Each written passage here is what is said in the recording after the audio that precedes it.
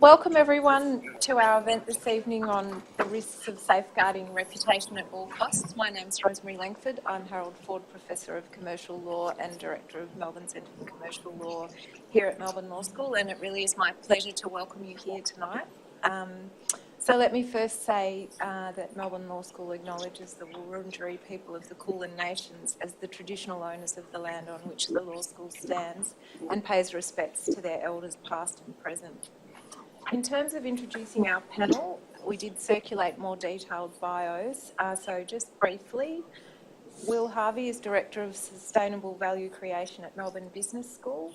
Joan Lockery is Professor of Commercial Law and former Dean of Queen's University Belfast School of Law. And Matthew Keenan is Head of Newsroom at the Woolworths Group, having also held positions in a number of industries as well as with the corporate regulator. In terms of our topic, there's no doubt that reputation is highly topical. It's also very complex and challenging, particularly in light of changing and challenging political, economic, social and environmental concerns and expectations.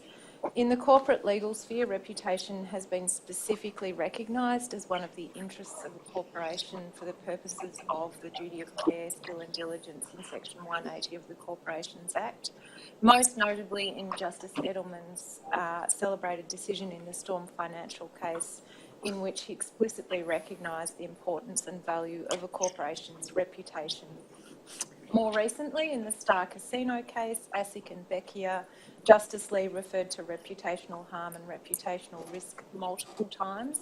I did a search on my computer of the judgment for the word reputation and it resulted in 95 hits. But we talk about reputation, but what exactly is reputation? What does it encompass? What does it not encompass? How far are corporations and their directors and officers justified in going to build, protect and enhance a corporation's reputation? How do we distinguish between corporate reputation and the reputation of individuals, directors and officers, particularly in situations that impact on both lots of reputations? And we know that there are significant risks in preserving reputation at all costs. And we'll hear from our panel about the Post Office and Theranos scandals. In terms of the format of our event, we'll start with some questions to the panel that will be followed by questions and comments from you. And we'd love to hear what resonates with you, what you think reputation means. And can I just remind you all that tonight's event is being recorded and we'll put it on our website. So without further ado, I'll commence with my questions to the panel. So Will, surprise question for you. What is reputation and why is it valuable? Well, reputation, at least from the literature, comes under what we term social evaluations. And social evaluations are judgments that people make about individuals or organizations.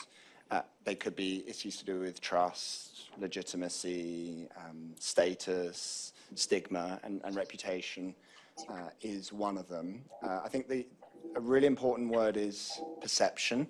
It's what people think about an organization or a leader.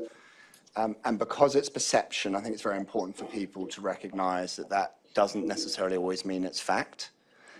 And because it's not always fact, reputation can be inherently unfair as well, which may be not a popular thing to say in a legal setting, but that is something that leaders have to come to terms with, that their reputation may not necessarily always reflect reality. So that would be what I would say reputation is. I'd say there's 3 C's that we could think about when we think about reputation: capability, character, and contribution. So capability is how people perceive the quality of what we do, whether it's the quality of a product or the quality of a service. Character is sort of an ethical aspect. You know, is the way that we operate as a business, is that ethical? Is that responsible? And it's perfectly conceivable that we as a business could create great products and be unethical. But character is a thing that a lot of stakeholders perceive when they think about either leaders or organizations. Both of those 2 things are often about the past, making judgments about the past. But the 3rd C that I think is important to consider is contribution, which is the sense in which people think there is value to be gained in the future. So an investor, might be interested in, of course, in character and capability, but they're also thinking about your future contribution. If you're looking on a panel to hire a new CEO, you're going to be, of course, looking at the past, but you're also going to be gauging what's the contribution of this person in the future. So that would be broadly how I describe reputation. Why is it valuable? I think it's useful to consider that reputation is neither positive or negative. It's neutral and can have upsides and downsides. So when you have a positive reputation, there's all kinds of benefits. For example, as a business, you can charge higher prices. You can attract and retain talent. Once you start to gain a reputation in a certain field, you can pivot into new markets. Investors are obviously very attracted by reputation. And almost the inverse is true too. So if you've got a negative reputation, then of course you're not going to hold on to your talent. You're going to get a whole lot of negative news that's going to take a lot of oxygen out of your business. You could lose your license to operate, your legitimacy, and ultimately it could lead to your demise as a leader or as the whole demise of an organization, as we've seen with the likes of Enron. Yeah, so that would be sort of my broad sense of what is reputation and why it has value both in a positive and in a negative way. Well, thank you. Next question, Joan. You've done a lot of thinking and work on reputation. Is reputation at all costs really a problem? Is there anything to see here? All right, so I suppose just to explain how I first became interested in this, and it was on the back of what was called the post office scandal in the UK, which some of you may know something about. It's quite similar to, I think, the robo-debt scandal here in Australia. And for those of you who don't know about it, what it involved was between 2009 and 2015, the Post Office and other prosecuting authorities in the UK prosecuted 900 what were called sub-postmasters. So these were small business people who were running post offices in the UK. And they prosecuted them for theft and false accounting. And the evidence against them was based on defective data from a faulty computer system called Horizon. And a number of people went to prison, and there were very serious ramifications. And beyond that, beyond the people who were not prosecuted, quite a number of more had to make up these fictitious shortfalls from their own funds. Now, there has been a statutory public inquiry set up in the UK. Really, there was, although this has been going on for some time, there was a real push after January 2024 when there was a docudrama called Bates in the Post Office that was showing on the 1st of January, and everybody was home and watching this, and this really kicked things off, so everybody now knows about the Post Office. So the inquiry is going to publish its final report later this year. It's already published a first report looking at the victims. But as a result of that inquiry, there is a lot of evidence, including privileged information, that has been produced to the inquiry. And it's clear from that there are a number of occasions where the Post Office senior managers and people who were down in the hierarchy had the opportunity to stop and to find out what was really going on. I'll give you one example, and they didn't. And one of the reasons that they didn't was because they were concerned about the impact on the reputation of the Post Office if they took action. So to give you one example of this, and I think it's quite an interesting example for a corporate lawyer because it involves the CEO of the Post Office at the time. So when problems were coming through and complaints were coming through in 2013, the Post Office commissioned an independent company called Second Sight to come in and look at the technology. And in they actually tried to confine their remit, but Second Sight looked at things a bit more widely, and they published an interim report where they said there were bugs in the data. They didn't find systemic problems. That was largely because they didn't have access to the information. But they had found the bugs, and they also suggested that one of the key aspects that the Post Office was relying on to convict people might not be reliable and needed further investigation. So Paula Fennells sent an email to senior staff in the Post Office saying, read the Second Sight report. No systemic problems, that's great. But should we be looking into past cases, maybe going back 10 or 15 years and seeing what's going on here? Maybe we should investigate this.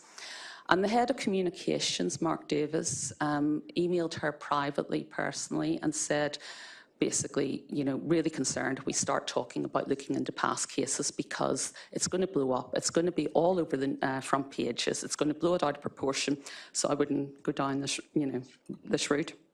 And she immediately emails back and says, look, thank you for picking me up on that. I'll take your steer on this. In terms of past cases, I'll just tell the MP who was raising this, that it all has to go through legal processes and, you know, we will be looking into it, right? So that was driven by the head of communications, and it was one of those occasions where they could have looked into it, but they stepped back, and there are other examples that show up in the data. And it's interesting that you talk about trust, because one of the things they were really concerned about was if they said there was a problem with the system, that people would lose trust in the post office. So this was a big thing. So yes, when you see that kind of thing, you say, yes, there's a problem here. You also find these looking around for evidence. If you take a look at inquiries into institutional child abuse, both here and in the UK, what you find arising out of all these inquiries is that the reputation of the institution was put first before investigating what went on with the children. In the Robodebt scandal, I took a look at the Royal Commission and the PwC report there into the defects in the Robodebt system was not released to the department because of concerns the Royal Commission found about the damage to the reputation of the department. So I think there is a question, and you can see that. You go and look at the evidence, and there's there. So there is a question about how wide this problem is. And we don't necessarily know, but that there is a problem seems clear. And so for example, questions have been raised is this part of the motivation for greenwashing? Protecting reputational costs is a part of the motivation for the use of non-disclosure agreements, for example, in the Harvey Weinstein, instead of getting to the bottom of the wrongdoing, certain uses of non-disclosure agreements. So yes, there is a question how big a problem this is, but when you look at when information comes to light, there seems to be something going on. That's really interesting. So Matthew, you've worked in a number of contexts and industries. How have you seen all of this playing out? It's interesting. About 2012, I think things really started to shift. Social media, access to information, citizen storytellers, journalists, you know, a lot more of what people did and what corporations did became visible. And people's perceptions and their opinions really started to shape narratives, create ideas about what people could do, and individuals' views certainly became more visible. And so I think what that means for reputation within an organisation, it applies very much a 24/7 communication cycle now in which we live and work. And so there is now quite often the case where you might find news is broken from social media already. Certainly it's become more popular here in the past few years for doing that. So the way in which people find out about what happens inside an organisation, company, has shifted a lot. And that's not all a bad thing, actually. Because I often think people might take to a social media platform to talk about their experience as a stakeholder, an employee, customer, or somebody else who has a relationship with an organisation if they feel not heard. And so I think if you think of very large organisations or small or any of them, the conduct and the culture within the organisation goes very much to the heart of how it will deal with things when they go wrong. It's accepted, I think, really widely now that things will go wrong inside an organisation. it won't always be the result of malintent, someone trying to cause harm or do something wrong, but things go wrong. Companies have people in them and systems and manual processes, and there's a lot at stake and at play, especially in operational environments where that just will happen. And as a result of that, it's how, it's accepted that things will go wrong, but people have an expectation about what you will do and how you will communicate and how you will look into an issue when something goes wrong. Now, it's quite interesting hearing about an independent report or a review being commissioned to look into an issue and then what happens with that, where it does or doesn't go. You can look at many instances where the solution to fixing a problem can be seen to commission an independent report. Well, often they're not really independent, so it might be done externally, and that might be what you could accurately say. It's then how do you look at the information that's in there? How do you deal with that information? And how do you, as an organisation, bring your judgment to bear, bring your values to bear, act in an ethical way? And that's where I think conduct and culture really come to bear. If something goes wrong and you deal with it and fix it, then that can go a long way to protecting and enhancing trust. And we all talk about trust and reputation together now. They're no longer sort of separate things. So I think if you look across industries or across companies that have problems, there are commonalities. And those that manage them better are often those that, will acknowledge, take ownership, put things right, and explain what they're doing and looking to learn from those mistakes.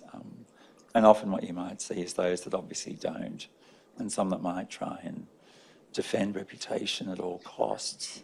The path back to having a reputation that is positive or neutral can be a lot longer and a lot harder. I was just going to add in an example that jumped out at me when Matt was speaking of where I think a company's done this really well is Starbucks, when it had an incident in Philadelphia a few years ago during the sort of height of the Black Lives Matter movement, and a couple of Afro-Americans were arrested in a Starbucks store, and they were waiting for a friend, and there was a whole kerfuffle, and it sort of triggered a mass sort of protest over the next few days. But the way that Starbucks actually responded quickly to that, led by the Chief Corporate Affairs Officer, taking everyone across every store in the US through training in terms of how to navigate these kinds of issues. And broadly, it had this sort of approach, which was, we messed up, we're working on it, and this is what we've done to change. And I think if you do that in a process, it doesn't mean that damage hasn't been done, but it sets a very clear tone in terms of kind of this is how we operate, or this is what we aspire to in terms of our reputation. Look, and I would add to that, the job of someone who is a Chief Corporate Affairs Officer or Chief Communication Officer, or anyone who has that role, it is to be honest, to reflect from what's happening from a range of stakeholders into the organisation and help decisions be made. Now, those that are good or try to be good at that role will just do what Will said and help someone navigate through. It won't be a reason not to take accountability, not to share information, or not to tell someone about what went wrong. It's actually to help bring ethics and judgment and reflect the values of most organisations which are espoused to bear to get to the right outcome and help navigate that. Well, that's interesting. Well, perhaps I'll ask all of you a question. We talked before about the blurring between corporate reputation and individual reputations. So drawing perhaps on some examples, do you have any observations on this? Yeah, no, I'm happy to go. Well, I think the more senior you get within an organisation, the more you have to accept that you become the face of that entity, and so it becomes very difficult, whether it's a customer, a client, an investor, whatever stakeholder, to entirely sort of decouple that. And I think, if we think about the big AI outfits right now, Grok, Elon Musk, OpenAI, Sam Altman, and then obviously Anthropic, Amodi, it's very hard for us to sort of decouple. So I think and we could use Australian examples, Vanessa Hudson, Qantas, or Leah Weckert for Coles, and Matt Common for CBA. So I think we have to recognize that once you get into much more senior positions, you are the face of the organization, whether you try to kind of decouple or not. And that, again, has upsides and downsides, right? Upsides when things are going really well. Someone like Matt Common, CBA, things are going really well, or CEO of Canva, great. Mel Hudson, that's fantastic.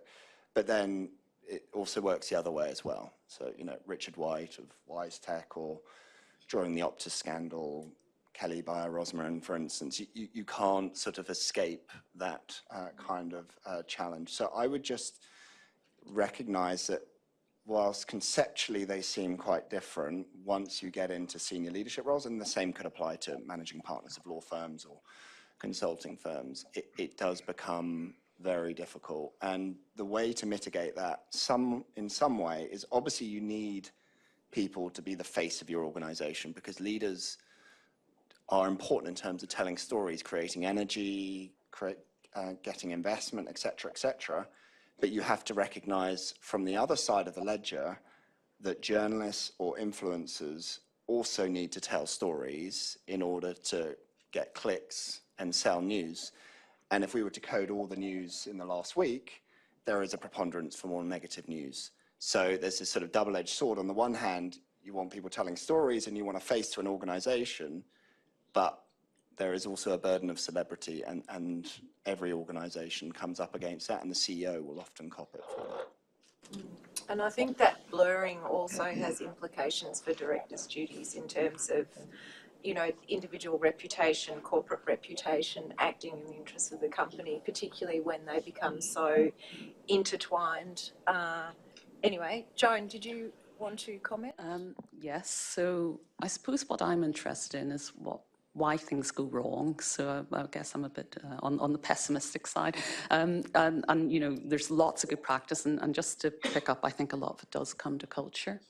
One of the things that we want to possibly identify is what kinds of culture drive these responses to threats to reputation. When some people do, some institutions do it well, and some institutions, like the post office, don't. What is going on? Because we want to make sure it doesn't happen. We want to identify the problem to address it. But so one of the things that might go wrong is where individuals do very much identify with the corporation, and with their reputation becomes, as you say, Rosemary, intertwined with corporate reputation. So whatever happens to the company and its reputation becomes almost part of their identity. They kind of internalize it. And, it's looking around for evidence of when this happens. And this isn't necessarily an irrational way for people in a company to think about things. So, for example, in the UK, a long time ago, those of us who are old in the room will remember the Bank of Credit and Commerce International. Anybody? Yeah, hands up. So I was very young. That bank was, a fraudulent outfit. And it led to a number of court cases in the UK.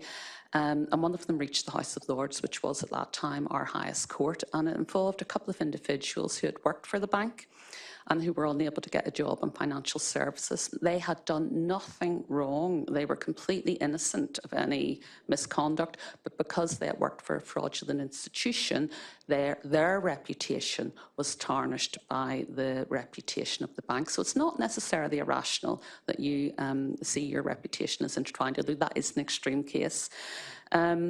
Other incidents were, there was some empirical research carried out, and this is a slightly different way of approaching it. Some empirical research carried out some time ago in the UK, where directors in the UK can be disqualified if they're unfit in the management of a company. and a researcher, Andrew Hicks, asked them if they felt deterred because of the reputational impact on them from being disqualified, and they said no. They'd already taken a reputational hit because of what had happened to the company. So again, their interests absolutely aligned with the company. And the third example is, early 2000s research carried out at LSE by Professor Roger Baldwin. At a time when regulatory penalties for individuals in corporations were on the increase, he carried out some research amongst senior officers, CFOs, chairs, CEOs, to ask them what made them pay attention to regulatory risk, what were they worried about? And the top thing was corporate reputation. And even though they were more at risk because of the way regulation was going, personal reputation hardly registered. So that was a really surprising result. So people, I think, in corporations do, such as the evidence is there, do very much align with the corporate reputation and protecting the corporation. And I think this can give rise to some problems, because this idea that you're acting for the greater good in the interests of the corporation, you're sort of being altruistic, you're acting for others, has been shown to be a motivator for corporate fraud. Now, we're not saying all corporate misconduct is corporate fraud, but there is research that suggests it is a motivator for corporate fraud. So if you're too aligned and with corporate reputation, and you are doing it not for yourself, but doing it for the greater good of the corporation, then this, I think, can create risk factors for individual conduct. There have been some really good comments made on the crossover between an individual senior executive's impact on reputation, and how very much the individual reputation impacts on the organisation, the entity, and the other way around. There are some really plenty of high-profile examples, either currently in media here in Australia or plenty overseas. But if I think of what happens between them, and then I cast my mind back to some of the conversations I've had, often what I have observed is it's surprising how these really very smart, senior, credible and successful people who do have these very senior roles in organisations might think I can get on and do the job without perhaps sometimes thinking about how their role, a big part of it is, if it's not just to the people that work for you, but to a whole range of other stakeholders, to speak on behalf of the organisation, to front up to, if it's a parliamentary hearing, and explain your organisation's actions and be accountable. It doesn't mean that they don't have intent to do the right thing, but I think what might often surprise people is how much time that actually requires and that takes with reputation. So that's probably one observation that I have. And another one is the pendulum can swing very quickly. And I can think of at least two sectors, financial services in Australia, and perhaps I could choose consulting, in which you can talk to people there and they can look at what they think is something going on in another organisation, and sometimes say one of two things. How can they not communicate better about what's happening there, and what are they doing, and what are the conversations, and is no one listening to the advice? But you really shouldn't, people in glass houses shouldn't throw stones, because in many cases what goes on in one organisation can very readily be happening and easily be happening inside another. So I think if there's something going on in a sector or an organisation, rather than ask the question of how could it be happening there, I would be asking the question of, well, what's happening here, and should we be looking at what's happening inside our organisation? And I think that's part of the value of having things like good regulatory oversight, and looking at instances of where things do go wrong at an individual level or within an organisation, and asking what can we learn from it. But certainly in Australia, again, if you think of Qantas, individual CEO, former CEO, there was very much the fortunes of that organisation for a period of time, both when things were going really well and then when they weren't, were heavily influenced by one individual, both for better or for worse, and you see how that can play out. So neither can be separated anymore, if they ever could. That's all really interesting, and sometimes these decisions that impact on reputation have to be made so quickly. So if you've got a cybersecurity incident, it all happens very quickly. But I think too, it raises, when Joan was talking, I was thinking it raises this issue of what exactly are the interests of the corporation, and reputation is recognised as an interest now, but how much can we put into that reputational bucket in terms of what the interests of the corporation are? Will, you wanted to say something? Well, I was just going to give an illustration again of what Matt was saying, that once one company kind of gets in the doldrums, not to suddenly sort of speak out. And I actually think there's a really interesting example. Like last week, BHP were on Four Corners, and the CEO of Fortescue comes out and sort of says, well, this is what we're doing. But then today, they've been in the news in the AFR for kind of similar kinds of things. So I think I would be very cautious in suggesting that you speak too highly, because we all know about the sort of tall poppy syndrome. I think it's best, exactly as Matt described, to actually use that as a point of introspection to ask ourselves, okay, how can we actually do things differently, rather than trying to kind of distance yourself in a public way and showing that you're somehow doing things very differently, because often, as Matt says, that's not the case. So I've got more questions I could ask the panel, but I might just give the audience a turn as well. Does this resonate with anyone? Does anyone have a question or a comment before I keep going? I think I saw your hand. I resonate with the comment earlier about Enron and Arthur Henderson. I was a senior manager on the Arthur Henderson practice when Kenneth Lay, Skilling, and Rebecca Mark actually were part of it. That's probably not where I want to go to, because it actually had a reputational damage on me as a senior manager at that time, was trying to do the audit. But the element of here is that I think it's actually very formulaic how organizations are dealing with this. And I'm catching your point about you admit fault, you actually try to remedy it, and then you go to the market.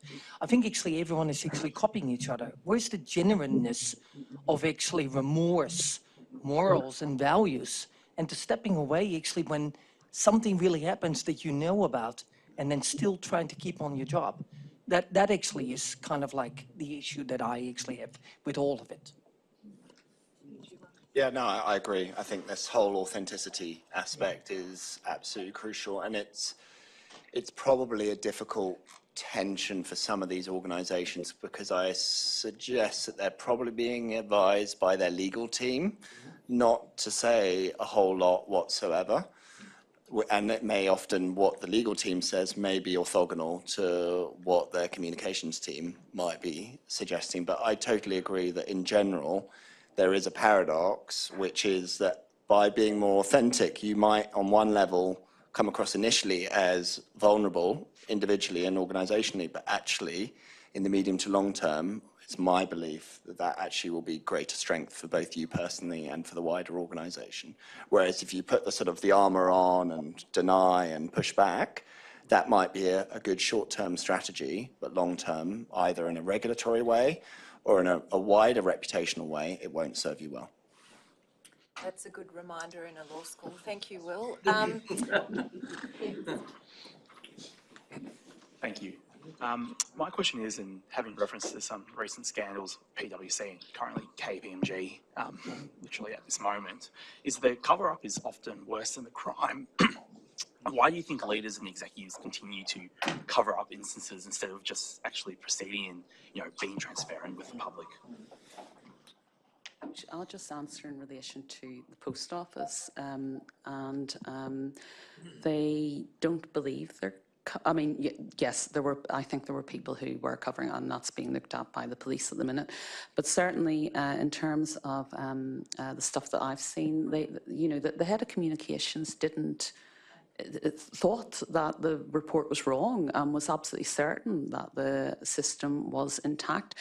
But what you have to do is go deeper and say, why did this company have a culture where they weren't willing to listen to what was coming in from the outside? Why did they assume that what they were hearing was wrong? And I think it's going to be quite important to identify what's going on in these institutions. So the post office itself had quite an insular culture. People joined it for life. The sub-postmasters weren't employees. They were subcontractors. And so they were treated as sort of not us. They were the out group, And so I think it had a culture which closed ranks, that wasn't ready to listen, wasn't ready to entertain criticism. And also, I think it might have been quite important that the threat to them, the reputational threat to them, went to their identity, as in they were a trusted brand. And if their IT systems weren't to be trusted, that went to their trusted brand. And it's the same with the institutional, this was picked up with the Australian Royal Commission, the institutional child abuse cases. The threats to the reputation, these institutions are meant to be places of safe, this is a quote, safe and nurturing for children. If there is this problem, it's going to something that is their identity. So what I'm saying is I'm not sure that we're looking at necessarily cover-ups. We're looking at denial, we're looking at not listening, we're looking at rationalisation, I think, a lot of the time. I'll take one. Yep. Yeah, thank you. I just want to pick up on that point because I agree the cover-up is often what kills you much more than the original crime. Although the post office does sound like the original crime was pretty horrendous. The question I've got is, I'd like you to reflect on is just premature disclosure. And I know we have this with the continuous disclosure regime in Australia, so maybe that gives us a certain point on this. But there is a real problem here that just saying something publicly, it's not like it's going to be, assessed by a group of learned judges in a quiet way and respectfully understood. We know that when it goes out there, it will be misunderstood, misused, etc. And so actually, sometimes by going too early, you can have a false market. You can instead, I can see why people want to investigate. If I was that comms lead, I would have said, we need to get to the bottom of the facts first before we go public, rather than ignore it. So it's a shame that didn't happen. But I would just like you to reflect on this idea that there seems to be this view that going public is some kind of valueless, neutral process. Of course it's not. And going in front of a parliamentary inquiry is even worse. So I think it's important to understand the cover-up until you know what's happening is really understandable. You mentioned cybersecurity. That's a very important case in that kind of circumstance as well. Well, I have a view on this. I agree with both of your points. How you deal with it, and I don't think it's always necessarily a cover-up, but if you're in a big organisation, if you're in a really senior role, you might say, okay, well, there's a problem. Let's look at it and see what we can learn. And you might say, we shouldn't tell the regulator too soon. Before you know it, a whole crescendo of small decisions made in isolation or step by step can actually put you in a really difficult situation where people will say, you didn't act with speed. We talk of reputation now as managing risk. So I think that's really at the heart of what we think that we do. It's managing reputation risk, which is a good thing to do because it means that, you can ask those uncomfortable questions. I would say certainly the comms lead should be encouraging someone to act and move at pace, because if you're outside of an organisation, stakeholders, whoever they are, have less patience now for a lack of response. So demonstrating accountability, I think, is really important, and really owning what accountability means. But then I think there's also, goes back to the culture within the organisation. What you can do legally is no longer enough. So anyone who says, well, we'll just get legal advice, well, if you're a comms person, you're not doing a very good job if that's the threshold, because there's what you can do and then there's what you should do, and they're not always the same thing. And so that goes to, does bad news travel fast? How much are you willing to own up to the fact that you manage risks really well? And you mentioned cyber. I know when one cyber thing happened in one organisation, every other organisation in which I knew someone in a comms role would be talking about it would be, well, what happened there? And thank goodness that's not us. But also, what can we learn from our organisations? Are there the right systems and processes in place to manage that risk? And how are we making sure that we're not sitting over here just looking at that and not thinking about what it might mean for us? So it won't always be a cover-up. It might be complacency. It might be too much of that concern over what happens if the bad news gets out of something that happened. But you've got to lean into that. And I think if you're a CEO or a senior executive, that's what you're paid the big bucks for. And then others around them should be giving that advice. That's what makes good organisations stand out from those that, their reputations fall because they don't deal with things in the right way. Okay, I'm going to ask one more question and then we'll go to the back. This is an open question for all of you. Whose view of a company's reputation matters? So different people, different organisations will have different views of a corporation. So you'll have the public view, you'll have shareholders, you'll have the regulator. Whose view matters, and how do we gauge that view, given we've got social media, we've got, I was going to say print media, but not much. But when we say reputation, that turns on what people think of a company. Sorry, that was a doozy. Well, data and insights, most organisations I know will look at what the data and what the insights are telling them. So RepTrack is one example of what gives you one view. I think you've got to be able to ingest and make sense of a lot. You can't react, and most people that I know won't react to just one alone, but what your team members say, it all matters, of course. And I think that's the answer to the question, really. And balancing all of those views is incredibly complex, but it's the job. If you're in an organisation now, and it's not getting easier, but there are things that you can do to make sure that you do it as well as you possibly can. Any other comments? Yeah, I'll come from a UK perspective where we're all shareholder primacy.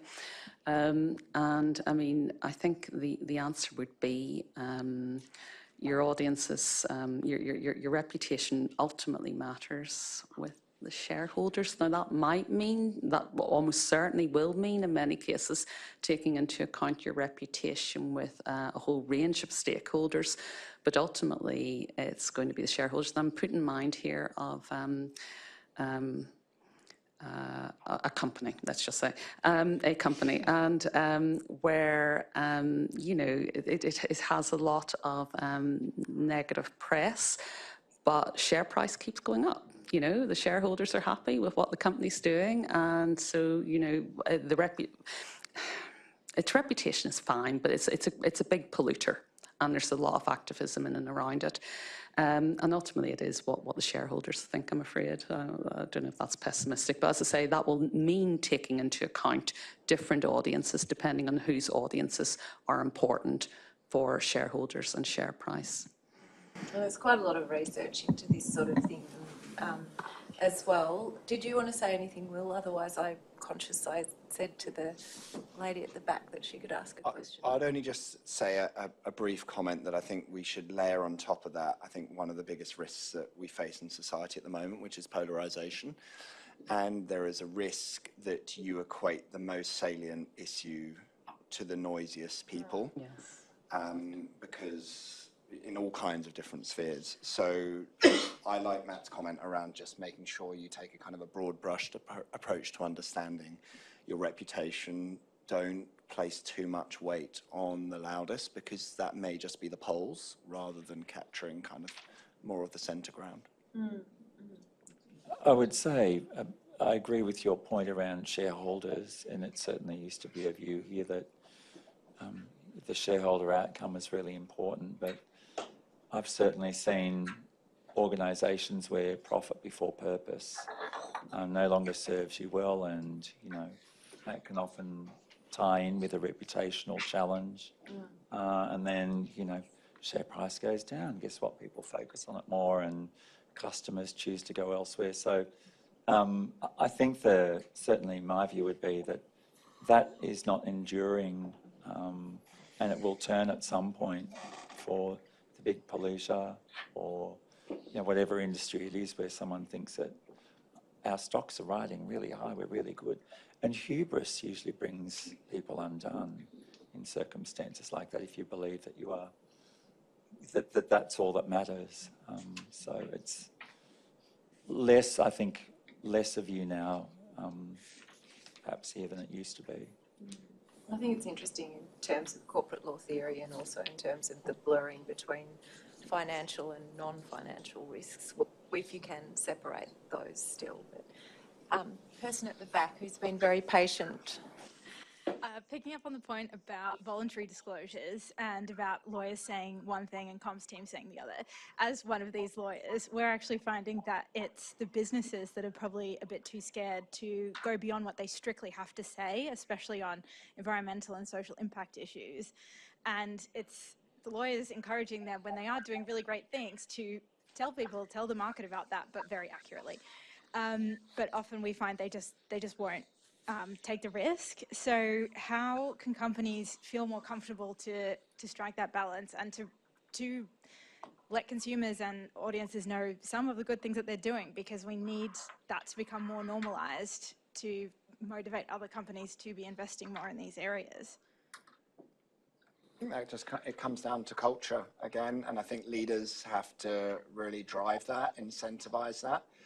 I would just temper it too, because I think it's great as organisations to kind of celebrate success. And going back to an earlier point, you don't want to shout too loudly either. I was really struck by a great book I read quite recently by David Gellers, who's a New York Times bestseller, and he's talking about Patagonia and Yvonne Chouinard's kind of journey with Patagonia, which would, embody a lot of what you've just described. But what I really loved about that book is just how often they're just really tough on themselves in terms of how can we improve. This isn't good enough. We're not perfect. There's lots of things that we could do better. We tried this, it failed. So I think that does come from leaders kind of fostering sort of a culture, but not trying to push that too hard to say, look, we're the best or whatever. But this is where we're at. We're still looking to improve and to develop.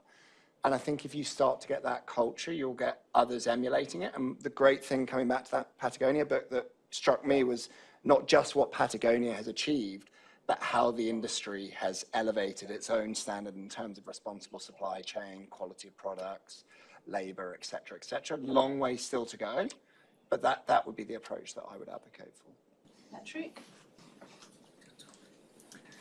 Thanks. I'm noticing some studies on the issue of the corporate mind, and when you can find a company guilty of a crime for having a bad intent. And it has a precedent, of course, of about 100 years or so.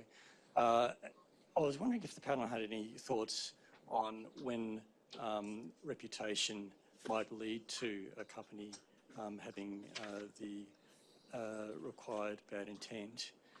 And just to give some of my thoughts on it, I think when you're dealing particularly with vulnerable people, so for example, the robo-debt scheme, that obviously we're not talking strictly with a corporate form in that case, but it illustrates that you're dealing, that the mind of the organisation really should be considering the vulnerability of the people that it's dealing with, as opposed to selling groceries or to selling coffees.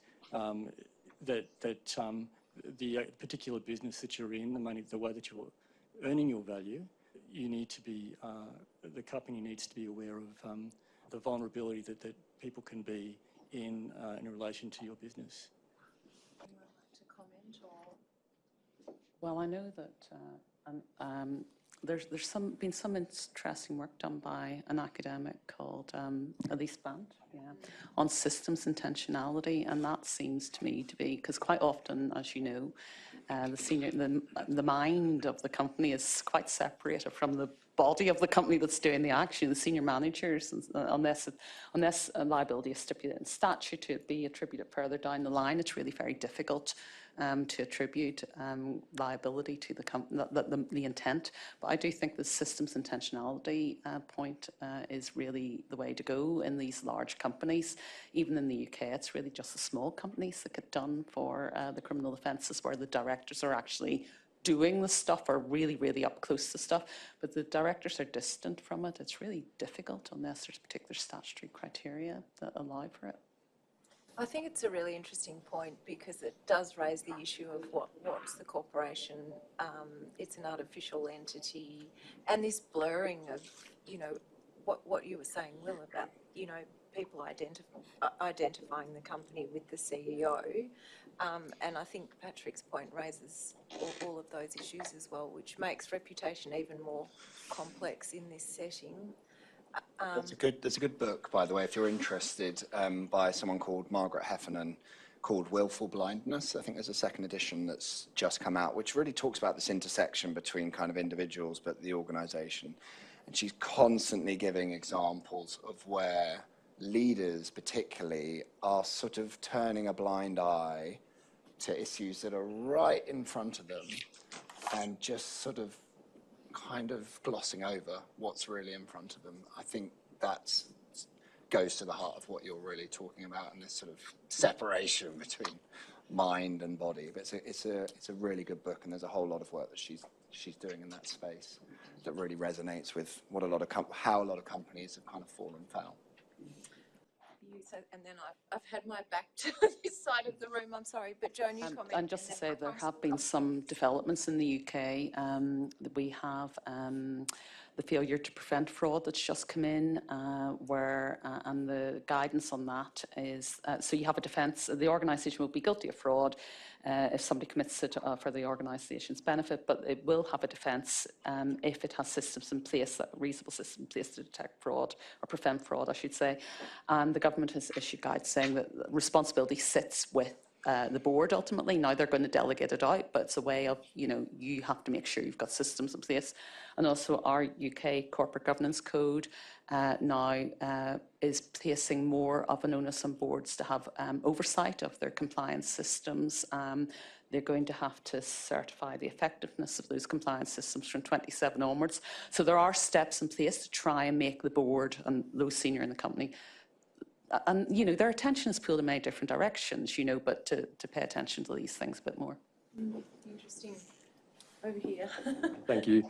So I'm from the Melbourne Business School, and one thing that we get taught regarding the question about which stakeholder takes priority with reputation. So I think, wouldn't it be what's the purpose of the company and which stakeholder you prioritize? Wouldn't that be the stakeholder that you prioritize, not the shareholder? Because we get taught the shareholders, if you prioritize the reputation with them, then it might give you short-term gain and the share prices might go up. But if you look at Qantas, then if the customer is ultimately the number one stakeholder, shouldn't their opinion count as the most important?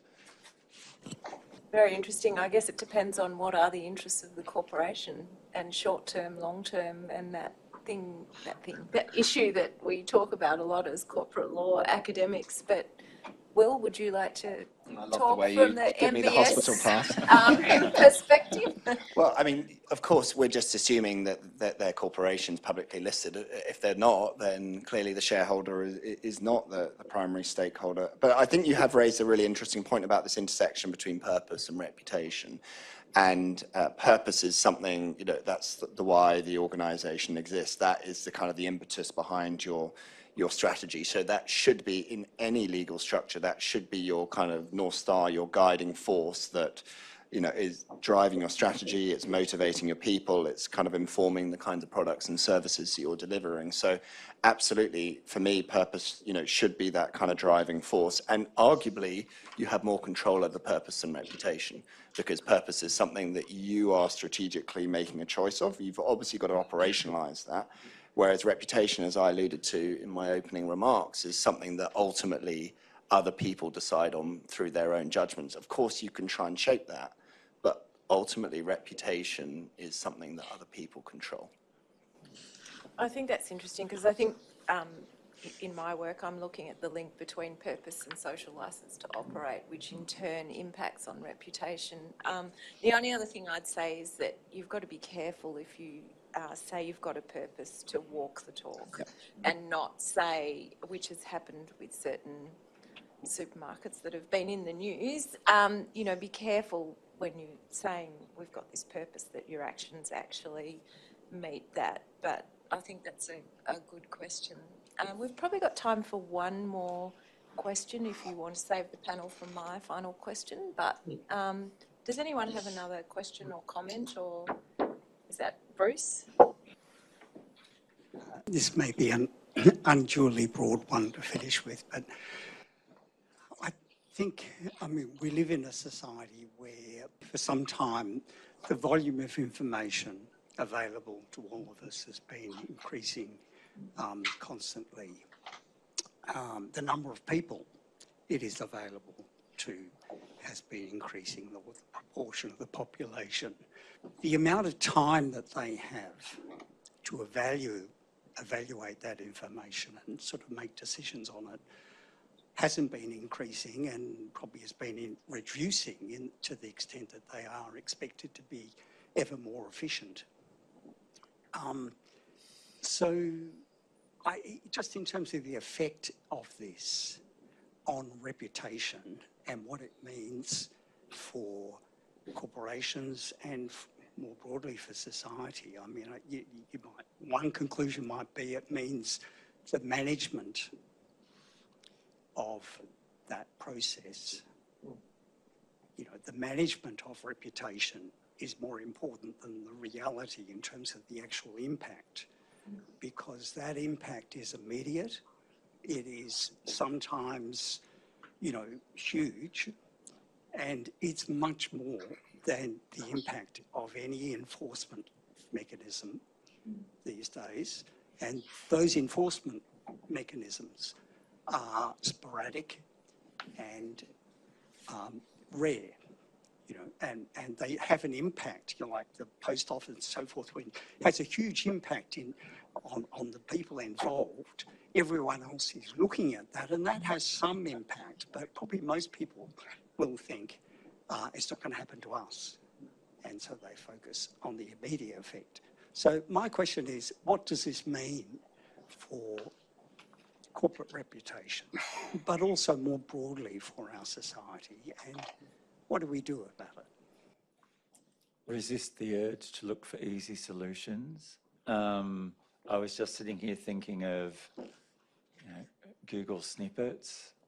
Don't bother looking further. It'll tell you everything you need to know. Pop an AI agent over your email inbox and it'll tell you the 3 things that you might need to know from the whole day.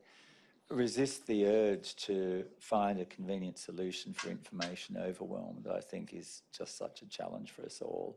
So I think that, to me, is something I feel quite strongly about, because I think the temptation still in looking for easy solutions is it might lead you to the wrong outcome. And I think, with the good that comes with AI comes the challenge. Disinformation, misinformation, I don't think there's an easy answer to it. is probably what I would say, other than, any of the things that you might try to do at an individual or at a systems level. Will or Joan, do you have any comments?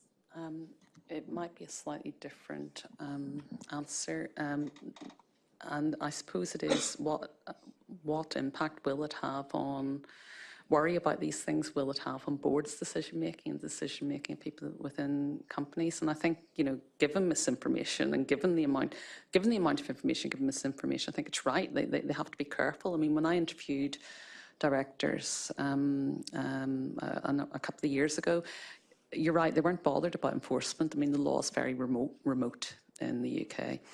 But what they were worried about was what they called the Daily Mail test. They did not want to end up in the front of the Daily Mail.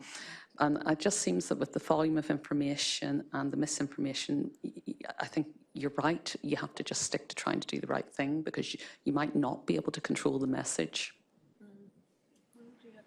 Yeah, I would just add, I think your observation that the volume of information has exponentially increased, and it's not just volume, but it's any of us now has the capacity to create information. I can take photos, videos, audio, upload it onto multiple social media platforms. That information can get edited, subverted, and the outcome of that structurally is greater levels of polarisation. That's a well-known fact, and because of the way algorithms work on social media platforms, that kind of reifies those sort of extremes. So unfortunately, that's the structural reality that we are operating within, and it will take time to undo that. I think in terms of how, and also recognising that alongside that, what that's created is what's known as stakeholder rage, where there are a group of people who are loud and very disenfranchised with governments, organisations, and an extreme situation that's violence, but in less extreme ways, it's just a lot of noise and it can create a lot of inertia for organisations. But for me, I think it's what it suggests when that's the structural reality is that it is actually reputation is something that we need to carefully navigate and manage, but going to the kind of the title of this kind of talk, not to obsess over, because there is lots of evidence, as Joan was talking about before, that if you focus on reputation at all costs, there's a whole lot of negative unintended consequences from that. And I've done work in white-collar crime in US federal prisons where a lot of people have fallen foul because of that. So my kind of take-home in that regard would be think very astutely and holistically in terms of your stakeholders around how you navigate that. Don't be too skewed by the extremes, and at the same time, don't obsess over reputation, because ironically, that will be your own downfall. We probably need to finish soon, but Joan and Matthew, do you have any takeaways for us as well? I couldn't add much more than what Will has just said on, it can't be reputation at all costs. I would just come back to the point earlier about purpose, why you exist as an organisation. And it can be hard to stay true to that, but really great organisations do it. And it's the people within the organisation, I go back to culture, that I think just is so fundamental, and the impact that individuals can have within that. So there is lots of cause for optimism and hope outside of all of the information and noise and all of the data. I do know I find myself more looking for signals through all of the information and a lot of the noise, and looking at the best way to be able to detect the signals and see what they tell you. And I think that's something that, I'm finding quite useful for helping not give too much emphasis to one particular. There's lots of noise at any particular point in time. So, Thank you. Joan, did I you suppose my takeaway is, there's a lot of discussion in business schools. There's a lot of discussion in the press about the importance of reputation, about the importance of preserving reputation, which is absolutely correct because it is linked to how both the company does and its impact on society, but I think we do have to be alert to the dangers of seeing that as an end in itself. And people don't necessarily do it consciously, but I think we do have to flag reputation. It's what you do that matters, and reputation is very important, but it's not necessarily always a good thing to go after reputation. Well, thank you. Well, before I thank my panellists, I'm sure this debate will go on. I just want to put in a little plug for the Supreme Court of Victoria Commercial Law Conference that we at MCCL are holding with the Commercial Court of the Supreme Court of Victoria at the end of August. And we've got Justice Michelle Gordon from the High Court as our keynote speaker, and we've got sessions on the impact of AI on commercial law practice, sustainability and directors' duties in impending insolvency and cryptocurrencies. So that's something to look forward to. So let me now thank our panellists. Thank you so much for your insights. Very much appreciated. And thank you all for coming. I look forward to welcoming you at the Law School again.